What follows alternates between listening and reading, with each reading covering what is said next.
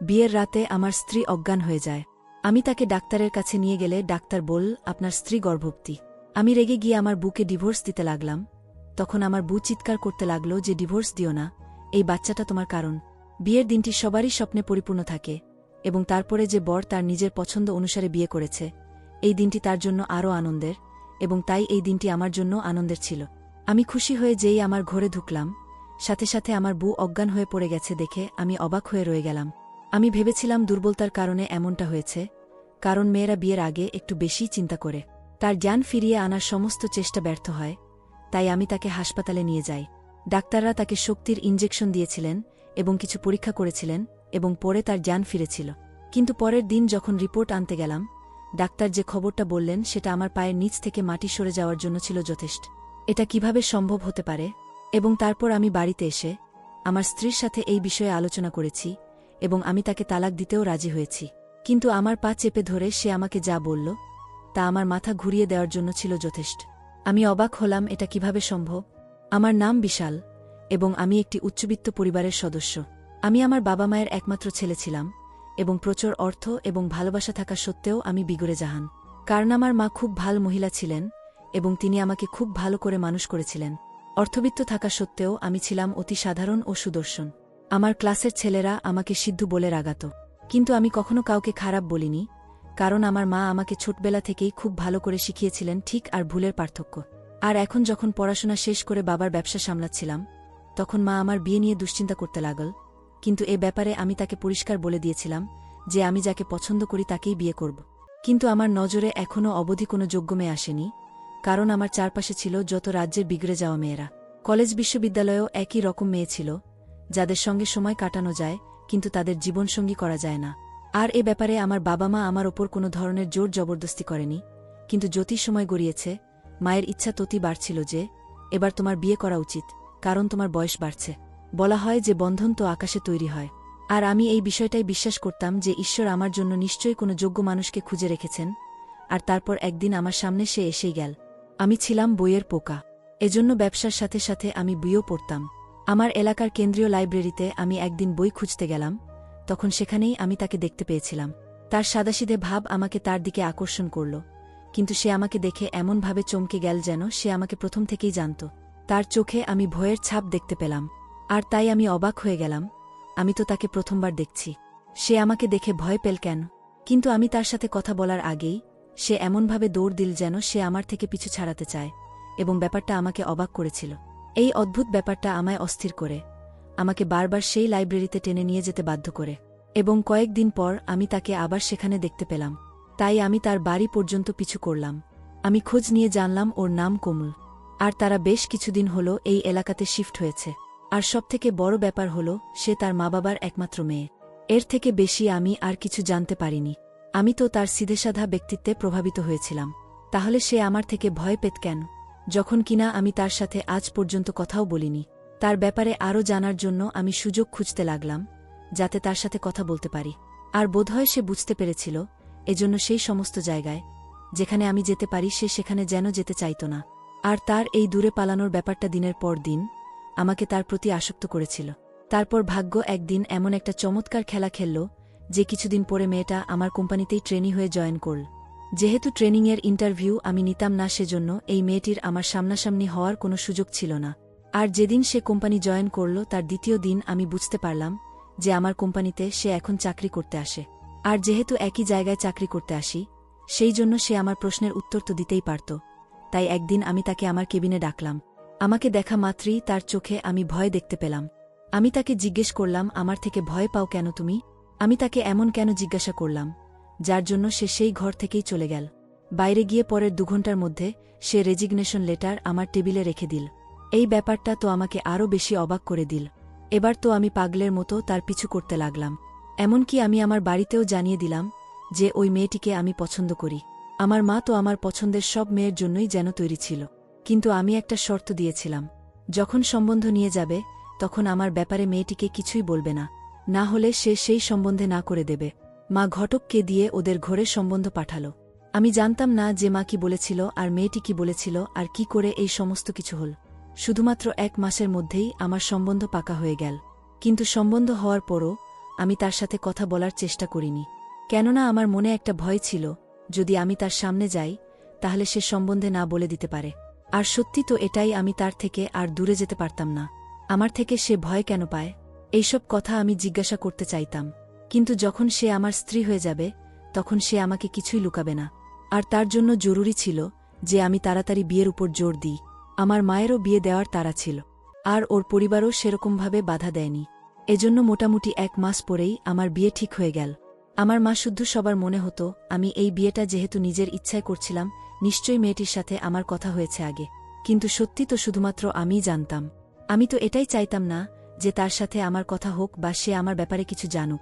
কেননা আমার মনে ভয় ছিল যে সে হয়তো এই সম্বন্ধে বারণ করতে পারে।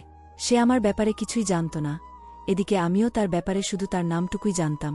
আমি বিয়ের দিনের অপেক্ষা করছিলাম, আর তারপর শেষমেশ বিয়ের দিন এসেই গেল। আর আমি ভীষণ খুশি ছিলাম। যাকে আমি চেয়েছিলাম আজ তাকে আমি পেয়ে গিয়েছি। আর সবথেকে বড় কথা হলো আমি তাকে স্ত্রী হিসেবে গ্রহণ করার আগে তার সাথে আমি কথাও বলিনি। এজন্য আমি এই ব্যাপারটার জন্য সবথেকে বেশি অপেক্ষা করছিলাম যে সে আমার কাছে আসুক আর আমি তার সাথে কথা বলি। কিন্তু ঈশ্বর আমার জন্য কি ভেবে রেখেছিল সেটা তো আমি জানতাম না। বিয়ের পর তাকে যখন স্টেজে আনা হলো তখন সে আমার দিকে চোখ তুলে দেখেনি। হতে পারে সে লজ্জা পাচ্ছিল বা অন্য কোনো ব্যাপারও হতে পারে। কিন্তু যখন আমাকে দেখার প্রথা নিয়ম পালন করা হলো তখন তার চোখে আমি সেই একই ভয় দেখেছিলাম। আর সেই অদ্ভুত অস্থিরতাও, যেন সে বিশ্বাসই করতে পারছে না যে আমি তার বর। কিন্তু আমি তো ওকে একভাবে দেখেই যাচ্ছিলাম, কেননা আজ ওকে দেখার আমার পুরো অধিকার রয়েছে। আর কিছুক্ষণ পরেই বিদায়ের নিয়ম শুরু হয়ে গেল। কিন্তু প্রত্যেকটা মুহূর্তে আমি অনুভব করছিলাম যে মেয়েটি ভীষণ চিন্তায় ছিল। আর চিন্তার থেকে বেশি সে ভয় পেয়েছিল। কিন্তু আমি তার এই ভয়টাকে দূর করতে চাইছিলাম। আমি অপেক্ষা করছিলাম যে ও আমার সাথে যেন কথা বলে, যাতে আমি তাকে নিজের ব্যাপারে ক্লিয়ার করি, যাতে তার এই ভয়টা শেষ হয়ে যায়। আমি 100% বিশ্বাস করতাম আমার ভালোবাসা দিয়ে ওর মন থেকে ভয়টাকে বের করব। কিন্তু আমি কি করে জানব যে এটা সেই ভয় ছিল যেটা আমার পরবর্তী জীবনটাকে সম্পূর্ণ নাড়িয়ে রেখে দেবে। বিদায় পর্বের পরে যখন তাকে ঘরে নিয়ে আসলাম, না জানি আমার মা কি নিয়ম পালন করতে লাগল, কিন্তু ওর চোখের বেড়ে যাওয়া ভয় দেখে আমি চাইছিলাম যে তাড়াতাড়ি আমি ওকে ঘরে পৌঁছে দিই, যাতে আমি তার সাথে কথা বলতে পারি। সব রকমভাবে আমি চেষ্টা করছিলাম যে আমার দিক থেকে কোমলের কোনো সমস্যা যেন না হয়। কিন্তু তার চোখে দেখা ভয়টাকে কিভাবে দূর করব সেটা যে কিছুতেই দূর হতে চাইছিল না। যখন ওকে ঘরে নিয়ে যাওয়া হলো তখন আমার বন্ধুরা আমাকে ঘিরে ধরল। ওরা নিজের মতো করে মজা করছিল, কিন্তু আমি জানতাম যে এই মজাগুলো আমার জন্য নয়। নিজেকে ছাড়িয়ে তাড়াতাড়ি ঘরের মধ্যে দৌড়ে গেলাম। আর ঘরে পৌঁছানোর আগেই আমার মনে সেই সমস্ত কথা তৈরি করে নিয়েছিলাম যার মাধ্যমে আমি তাকে রিল্যাক্স করাতে পারি আর তার মাথা থেকে নিজের জন্য ভয়টাকে বের করতে পারি। আমি ভীষণ খুশি নিজের ঘরে গেলাম। আর সে অন্যান্য বউদের মতো মাথায় ঘোমটা দিয়ে বসেছিল। ওর পাশে গিয়ে যখন বসলাম তখন ওর মুখের ভয় আমি ওর ঘোমটার বাইরে থেকেই বুঝতে পারছিলাম। ও আমার কাছে বসতেই আস্তে আস্তে কাঁপতে লাগল। আর আমি আমার তরফ থেকে ওকে রিল্যাক্স করানোর জন্য ওর হাতের উপর হাত রাখলাম। আর তখনই ঠিক ও হঠাৎ করেই কেঁপে উঠল আর পড়ে গিয়ে অজ্ঞান হয়ে গেল। ওকে এতটা ভয় পেতে দেখে আমি ভীষণ চিন্তায় পড়ে গেলাম যে না জানি আমার থেকে ওর কিসের ভয়। শুনেছিলাম যে মেয়েদের নিজের জীবনকে নিয়ে একটু ভয় তো থাকেই, আর কিছু মেয়ে তো ছেলেদের থেকেও বেশি ভয় পেয়ে থাকে। এই সমস্ত ব্যাপার তো আমি জানতাম, কিন্তু কেউ এতটাও ভয় পেতে পারে এটা আমি জানতাম না। কিন্তু কেউ এতটা ভয়ে কি করে থাকতে পারে যে নিজের জান পর্যন্ত হারিয়ে ফেলে, এই ধরনের ঘটনা তো কেউই জানত না। এজন্য আমি নিজের দিক থেকে পুরো চেষ্টা করছিলাম যে যাতে তার জ্ঞান ফেরে, কিন্তু কিছুতেই তার জ্ঞান ফিরছিল না। এজন্য বাধ্য হয়ে আমি তাকে হসপিটালে নিয়ে গেলাম। নিজের সাথে মাকেও গাড়ি করে নিয়ে গেলাম। বাড়িতে অনেক অতিথি ছিল, কিন্তু আমি কারোর কান পর্যন্ত এই খবরটা যেতে দিইনি। মা এভাবে হঠাৎ বুকে অজ্ঞান দেখে ভীষণ চিন্তায় পড়ে গেল। আর যখন হসপিটালে তাকে এই মাঝরাতে বধূর কাপড়ে দেখা গেল তখন সবাই সাথে সাথে অ্যালার্ট হয়ে গেল। ডাক্তার তাকে ভালোভাবে চেক করল আর বলল সে ভয়ে বা মানসিক চাপে অজ্ঞান হয়ে গেছে। সবাই মোটামুটি জানে যে মেয়েরা বিয়ের জন্য চাপ নিয়ে নেয়, এজন্য সবাই এই ব্যাপারটাকে নরমাল ভেবে নিল। কিন্তু সত্যিটা কি সেটা আমরা জানি।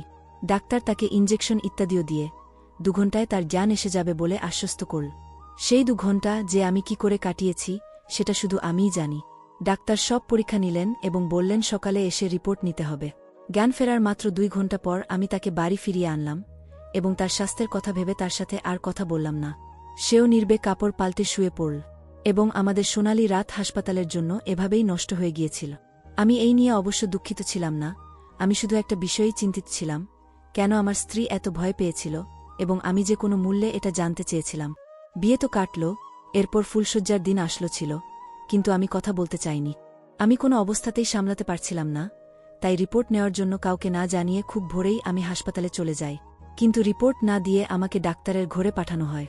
এই ব্যাপারটা আমাকে আরও বেশি চিন্তায় ফেলে দিল যে জানি না আমার স্ত্রী কী ধরনের রোগে ভুগছে।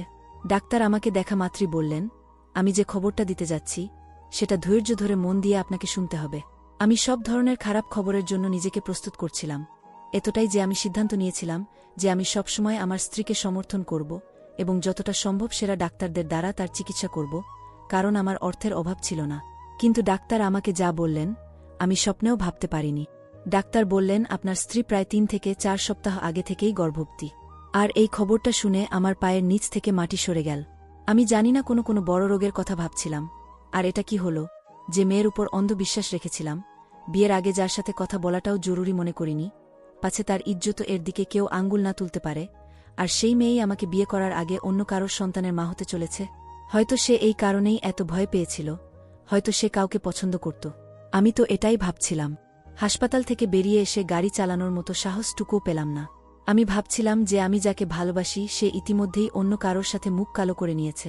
তাহলে বিয়ের পরও সে যে আমার প্রতি বিশ্বস্ত থাকবে তার নিশ্চয়তা কি? অতএব আমার আজই তাকে ছেড়ে দেওয়া উচিত, যাতে সে তার গর্ভে যার সন্তান তার সাথেই জীবনযাপন করতে পারে, আর এভাবে এই শিশুটি তার বাবাকেও পেতে পারে।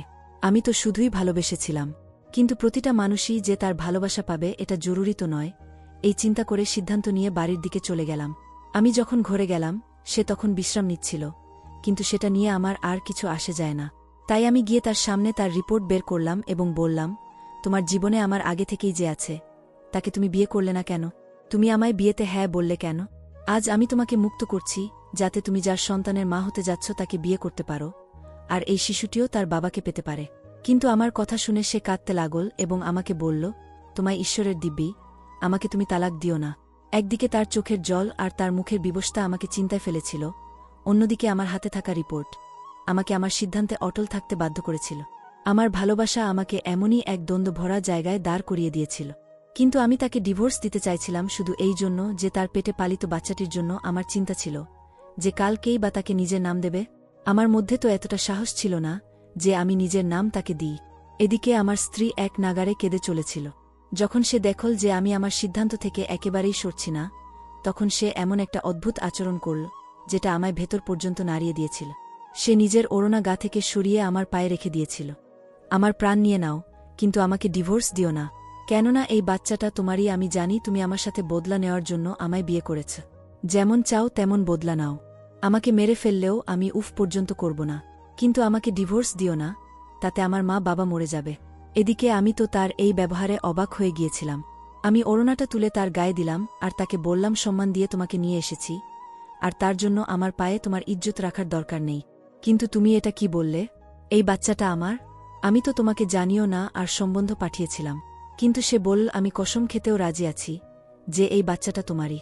তার কথা আমাকে অবাক করে দিয়েছিল। যে কোনো দুর্বল থেকে দুর্বল চিত্তের মানুষও এত বড় দিব্যি খেতে পারে না। তাহলে মেয়েটি কি করে এত বড় দিব্যি খেতে পারে, যখন কিনা আমি জানি যে এই বাচ্চাটা আমার নয়? কিন্তু আমি এটার তামাশা করতে চাইনি, এজন্য চুপ করে গেলাম। ফুলশয্যা এরকমই একদম সাধারণভাবে কেটে গেল।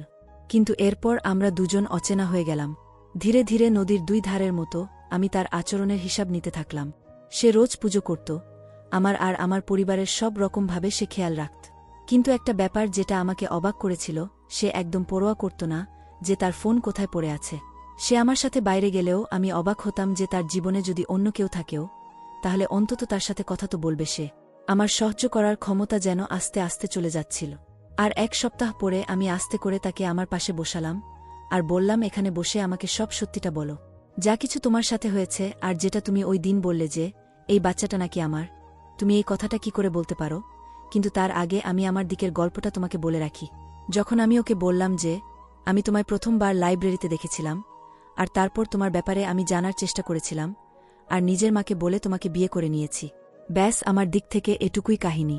তখন সে অবাক হয়ে গেল আর বলতে লাগল, এই শহরে তো তুমি আমাকে লাইব্রেরিতে প্রথমবার দেখেছিলে, কিন্তু এর আগের শহর থেকে তো তুমি আমাকে দেখে আসছ, সে ব্যাপারে তো বললে না। এটা শুনে আমি বললাম, কিন্তু এই শহর থেকে তো আমি কখনো বাইরেই যাইনি। আমি তো এই শহরেই লেখাপড়া শিখেছি, আর ব্যবসার ডিগ্রি তো আমি লন্ডন থেকে নিয়েছি। ও যে শহরের নাম বলল, আমি সেই শহরে কখনো ব্যবসার জন্য ডিল করতেও গিয়ে থাকতে পারি, কিন্তু সেখানে কখনো কোনো মেয়ে তো নজরে আসেনি। তখন সে বলল, এটা সত্যি না। আমি বললাম, তুমি নিজের গল্পটা বলো। তুমি এটা ভেবেই বলো যে ওটা আমিই ছিলাম, কিন্তু তোমার সাথে কি হয়েছে? ও বলল, কলেজে একটা ছেলেকে আমি পছন্দ করতাম, আর সেও আমাকে পছন্দ করত। যেমন সবার সাধারণ বন্ধুত্ব হয়, আমাদেরও সেরকমই ছিল, আর আমরা দুজন খুব ভালো বন্ধু হয়ে গিয়েছিলাম, কিন্তু শুধুমাত্র বন্ধু। আর তারপর এই বন্ধুত্বটা আস্তে আস্তে ভালোবাসায় বদলে গেল। আমার মা বাবাও এই ব্যাপারটা জানত। তাদের কোনো আপত্তি ছিল না, কেননা ছেলেটাও খুব ভালো ছিল। আর আমরা সব সময় বন্ধুত্বের সীমারেখার মধ্যে থেকেই কথা বলেছি। কাউকে না বলে আমরা কখনো দেখা করতে যেতাম না। আমাদের দেখা তো কলেজেই হয়ে যেত। কিন্তু যখন আমার কলেজের শেষ বছর ছিল, তখন ওই ছেলেটির কিছু বাজে ছেলের সাথে বন্ধুত্ব হল, যার মধ্যে তুমিও ছিলে। আর জানি না তারা কিভাবে ওকে নেশা করা শিখিয়ে দিল, যার জন্য সে আমাকে যে কারোর কাছেই বিক্রি করতে রাজি ছিল, আর আমার দাম পর্যন্ত সে ধার্য করল। কিন্তু আমার ভাগ্য বোধহয় সেই সময় ভালোই ছিল। আমি এই ব্যাপারটা প্রথমেই বুঝে গিয়েছিলাম যখন সে ফোনে তোমার সাথে কথা বলছিল। আমি পেছনে দাঁড়িয়েছিলাম আর সব শুনে নিয়েছিলাম। সে আমাকে প্রথমবার রাতের খাবারের জন্য নিমন্ত্রণ করেছিল, আর আমার বাবা মা ও রাজি ছিল, কেননা ওরা চাইত যে ডিগ্রি শেষ হতেই আমাদের যেন বিয়ে হয়ে যায়। তাকে আমি এটাই বলতে এসেছিলাম যে আমাকে সম্মতি আমার পরিবার দিয়ে দিয়েছে। কিন্তু তার কথা শোনার পর আমি জানতে পারলাম যে এটা ডিনার ছিল না, বরং ডিনারের নামে সে আমাকে বিক্রি করতে চাইছিল। আমি মা বাবাকে বললাম, যখন তারাও ভীষণ চিন্তায় পড়ে গেল। একেই আমরা প্রথম থেকে ভাড়ার ঘরে থাকতাম। রাতে তার ফোনের উপর ফোন আসতে থাকল, আর আমি তাই তাকে বললাম আমার মায়ের শরীর ভীষণ খারাপ হয়ে গেছে, এজন্য আমি আসতে পারব না। ওর জন্য আমি 1 সপ্তাহ ছুটিও নিলাম, আর আমরা এই 1 সপ্তাহে সবকিছু বাদলাম আর এই শহরে চলে এলাম। আমি ভাবলাম আমি বেঁচে গিয়েছি আর সবকিছু শেষ হয়ে গেছে, কিন্তু এখানে আমি তোমাকে দেখলাম আর চিন্তায় পড়ে গেলাম। তারপর থেকে আমি ঘর থেকে বেরোনোই ছেড়ে দিলাম, কিন্তু মা বাবাকে এটা বলে বিরক্ত করতে চাইনি। আর যখন একদিন বাজারে গেলাম, তুমি আমাকে ধরে ফেললে আর আমার সাথে জবরদস্তি করলে। তুমি আমাকে বললে যে তুমি আমার দাম অলরেডি নিয়ে ফেলেছ, আর আমি এই ব্যাপারটা আমার মা বাবাকে বলতে পারতাম না, আর আমার পেটে থাকা বাচ্চাটা এভাবেই এসেছে। এবার আমি ওকে বললাম যে আমি তো ওটা একদমই ছিলাম না। ও আমাকে নিজের বন্ধুর নম্বর দিল। আমি ওখানেই বসে বসে নিজের পুলিশ বন্ধুকে ওই নম্বরটা থেকে ডিটেলস বের করালাম, আর ওই লোকটির সাথে যাদের বেশি মেলামেশা ছিল সেই সমস্ত ছেলেদের ডিটেলস বের করলাম। আর যখন ওদের ফোন নম্বর, ওদের ছবি আমার সামনে কিছুক্ষণের মধ্যে আসলো, তখন ওই ছবিগুলোর মধ্যে আমি নিজের ছবি দেখে অবাক হয়ে গেলাম আর চিন্তায় পড়ে গেলাম, কেননা ওই ছেলেটা হুবহু আমার মতোই দেখতে, কিন্তু ওটা আমি ছিলাম না। আর আমি আমার স্ত্রীকে এই কথাটা বলে দিলাম। আর তারপর সেই পুলিশের সাহায্যে আমি যখন ওই ছেলেদের ব্যাপারে জিজ্ঞাসা করালাম, তখন জানতে পারলাম যে সে নিজের মা বাবার একমাত্র ছেলে। যখন তার মা বাবার ব্যাপারে জিজ্ঞাসা করালাম, তখন সে আমার বাবার পুরনো শত্রু বের হল। আর যখন পুলিশের সামনে তারা মুখ খুলল, তখন জানলাম যে সেই ছেলেটি আসলে আমার যমজ ভাই, যাকে ওরা হসপিটাল থেকে চুরি করেছিল আমার মা বাবার সাথে বদলা নেওয়ার জন্য। তারা জানত না যে আমরা যমজ জন্মেছি, এমনকি আমার বাবা মাও জানতেন না যে আমরা 2 ভাই। এই সব একজন নার্স করেছিল, এবং সেই ছেলেটি ভুল পথে চলা শুরু করেছিল।